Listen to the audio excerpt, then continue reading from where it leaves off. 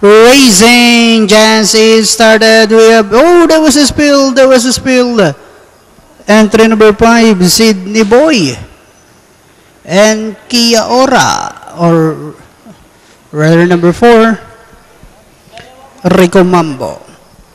And going along for the first turn, we have Silver Eye. Moving up now on the outside is Buckingham Palace. Then comes Hayaku Jabez. Moving up is Overjoy. Kia Ora comes next.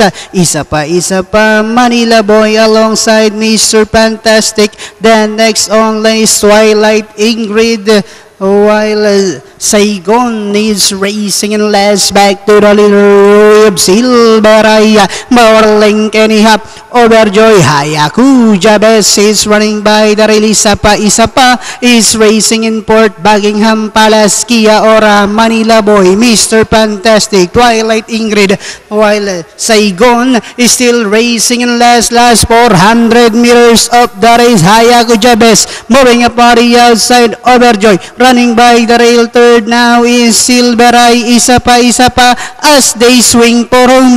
We have Overjoy. Hayaku Jabez is running by the rail. Silveray, and on the outside comes Isa pa. Last 100 meters, we have Overjoy. Hayaku Jabez is running by the rail. Overjoy, Hayaku Jabez is down on the inside, and finally it's Overjoy, Hayaku Jabez. Isa pa, Silveray.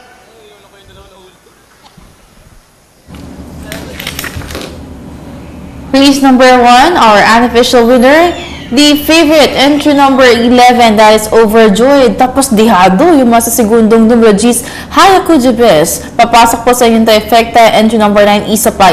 Quartet numero 1, Silver Eye. Nabitin tayo sa ating pentafecta and Super 6, pero panoorin muna natin, replay.